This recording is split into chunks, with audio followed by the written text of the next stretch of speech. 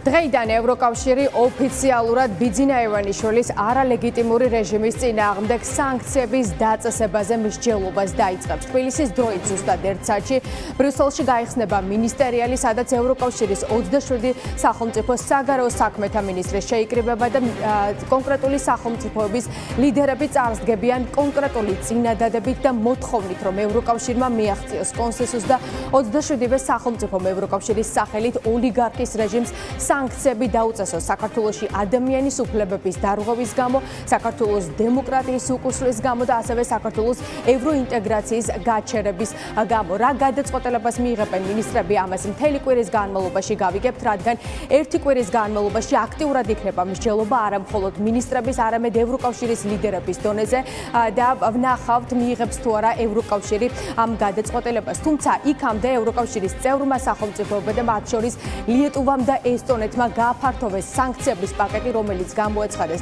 ბიძინა ივანიშვილის რეჟიმის წინააღმდეგ და ჩვენ ნახეთ უფრო გაფართოებული სია, მაგალითად ლიეტუვამ კიდევ 17 პირს დაუწესა სანქციები, მათ შორის არის საქართველოს პრემიერ-მინისტრი, დედაქალაქის მერი მამუკა მდინარაძე, მოსამართლეები მურუსიძე, ჩინჩალაძე, რომლებიც არიან კლანის სათავეში და ასევე პროპაგანდისტები. ყველას, ვინც საქართველოს დემოკრატიის უკუსლოში არის პასუხისმგებელი და ადამიანის უფლებების დარღვევაში, ლიეტუვამ და ესტონეთმა სანქციები დაუწესა. სწორედ ეს ამ სახელმწიფოს ლიდერები იქნებიან ავანგარდში დღეს მინისტერიალზე, რომ დაარწმუნონ ევროკავშირის წევრი სხვა სახელმწიფოებიც, რომ სანქციები გაფართოვდეს და ეს გადაწყვეტილება წევრმა სახელმწიფოებმაც მიიღონ, რაც არის ძალიან მნიშვნელოვანი და არის ზეწოლის გაძლიერება ივანიშვილის არალეგიტიმური რეჟიმის წინააღმდეგ, რომლის ლეგიტიმაციასაც არც ევროკავშირი და არც შეერთებული შტატები არ აღიარებს. ქართული ოცნების მხრიდან ჩვენ ვნახეთ საქართველოს მთავრობამ სულ ცოტა ხნის წინ გაავრცელა განცხადებაც სანქციებთან დაკავშირებით.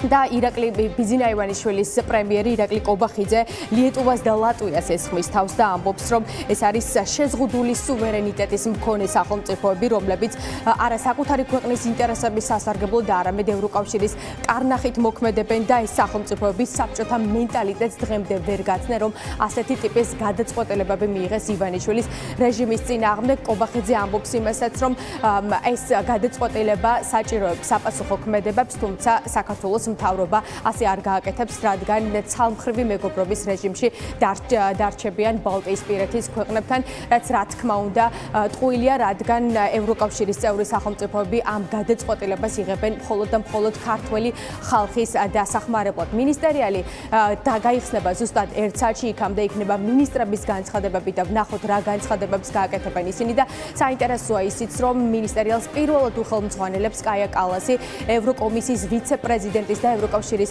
უმაღლესი წარმომადგენლის სტატუსით და ისიც არის ერთ-ერთი ყველაზე გავლენიანი ლიდერი ევროკავშირში, რომელიც ასევე წარსდგება სანქციების მოთხოვნით. ვნახოთ რა მსჯელობა გაიმართება. მნიშვნელოვანია ისიც, რომ საქართველოს დღეს არის მთავარი თემა იმ სამ თემას შორის, რომელზეც იქნება მსჯელობა, რადგან მინისტრები ხედავენ, რომ დღეს საქართველოში მდგომარეობა საგანგაშოა.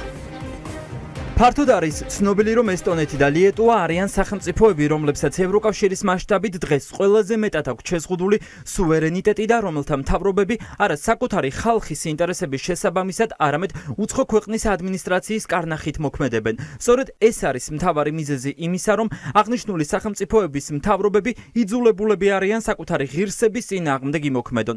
სამწუხაროა, რომ დამოუკიდებლობის 33 წლიანი ისტორიის მიუხედავად, ლიეტუვისა და ესტონეთის ხელისუფლებებმა საბჭოურ მენტალიტეტს დღემდე ვერ დააღწიეს თავი. მიმდინარე კვირაში ევროკავშირში სამჯერ გაიმართება მსჯელობა საქართველოს შესახებ. პირველი დღეს იქნება მინისტრების დონეზე, 2 დღეში კი უკვე ზოგად საქმეთა საკითხების მინისტრები იმსჯელებენ საქართველოში განვითარებულ პროცესებზე. უკვე პარასკევს კი არის დაგეგმილი ევროკავშირის ლიდერი სახელმწიფოების ლიდერების მხრიდან მსჯელობა საქართველოში განვითარებულ პროცესებთან დაკავშირებით. ამის პარალელურად კი ვიცით, რომ ევროპარლამენტში გაიმართება საგანგებო დებატები საქართველოს შესახებ.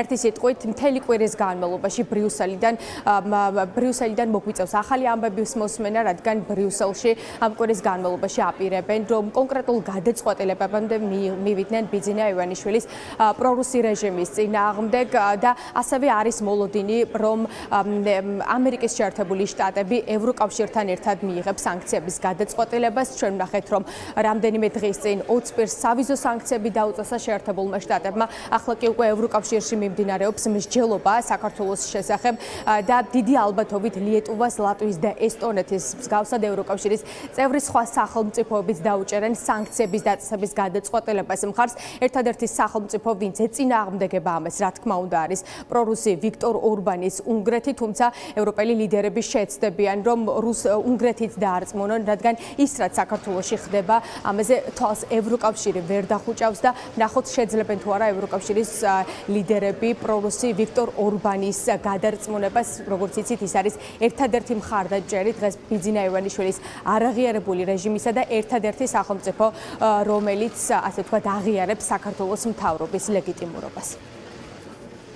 ძალიან მნიშვნელოვანია დღევანდელი საგარეო საბჭოს ხდომა. დღის წესრიგში მხოლოდ 3 საკითხია და სირიაში შექმნილ ვითარებასთან და უკრაინასთან ერთად განხილება საქართველოს. ეს თავისთავად უკვე ძალიან ნათელი გზავნილია. რამხელა შეშფოთებაა დღეს ევროკავშირში იმასთან დაკავშირებით, რომ საქართველოს დღევანდელმა ხელისუფლებამ გააუქმა ქვეყნის კონსტიტუცია, შეცვალა ქვეყნის საგარეო პოლიტიკური კურსი და უპრეცედენტო ძალადობა გამოიყენა საკუთარი მოქალაქეების წინააღმდეგ. ყველა 4 გამარჯვებულმა პარტიამ ჩვენ ერთობლივი გზავნილი მივაწოდეთ საგარეო საქმეთა მინისტრებს იმის თაობაზე, რომ საჭიროა სასწრაფოდ სანქცირება ამ ხელისუფლების და დღეს მინისტერიალზე საკითხის განხილვა, რა თქმა უნდა, ცალსახად მნიშვნელოვანია, იმიტომ რომ ჩვენი განვითარების პარტნიორები, დასავლეთის სახელმწიფოები, მათ შორის ევროკავშირი დგას ქართველი ხალხის გვერდით და ისინი მაქსიმალურ, ასე ვთქვათ, ძალისხმევას ჩადებენ იმაში, რომ დაიცვან ქართველი ხალხის ინტერესები და დაგვეხმარონ იმაში, რომ დაბრუნდეს ქვეყანა დემოკრატიული განვითარების გზაზე.